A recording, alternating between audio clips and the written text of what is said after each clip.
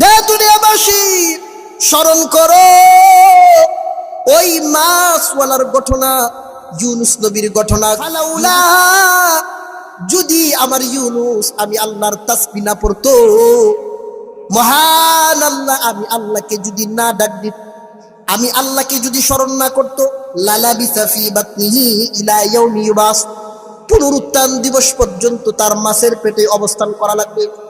কিন্তু ইউনুস 40 দিন পর্যন্ত এই তাসবিহ পড়তেছেন। কোন তাসবিহটা পড়েছিলেন? ইউনুস আলাইহিস সালাতু ওয়াস সালাম সূরা ইউনুসের 58 নম্বর আয়াতেও আল্লাহ এই ঘটনার প্রতি কিছুটা ইঙ্গিত দিয়েছেন।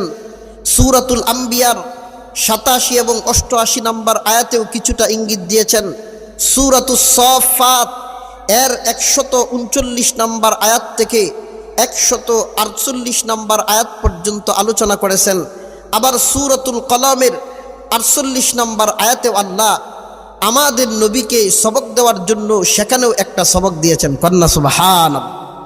দে দুনিয়াবাসী স্মরণ করো ওই মাছওয়ালার ঘটনা, ইউনুস নবীর ঘটনা। ফালাউলা, যদি আমার ইউনুস আমি আল্লাহর তাসবিহ না পড়তো, মহান আল্লাহ আমি আল্লাহকে যদি না ডাক দিত, আমি আল্লাহকে যদি স্মরণ না করতো, লালাবিসা ফি বাতনিহি ইলা ইয়াউমি ইউবাস, পুনরুত্থান দিবস পর্যন্ত তার মাছের পেটে অবস্থান করা লাগবে।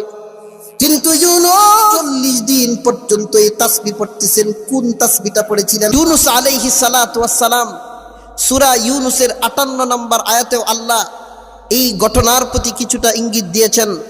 সূরাতুল আম্বিয়ার 87 এবং 88 নম্বর আয়াতেও কিছুটা ইঙ্গিত দিয়েছেন। সূরাতুস সাফফাত এর 139 নম্বর আয়াত থেকে 148 নম্বর আয়াত পর্যন্ত আলোচনা করেছেন। আবার সূরাতুল কলমের 48 নম্বর আয়াতেও আল্লাহ আমাদের নবীকে সবক দেওয়ার জন্য সেখানেও একটা সবক দিয়েছেন। কন্যা সুবহানাল্লাহ।